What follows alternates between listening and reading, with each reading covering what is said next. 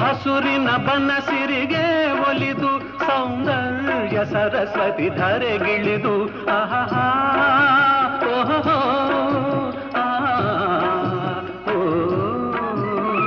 ಹರಿಯುವ ನದಿಯಲ್ಲಿ ಈಜಾಡಿ ಹೂಬನದಲ್ಲಿ ನಲಿಯುತ್ತ ಓಲಾಡಿ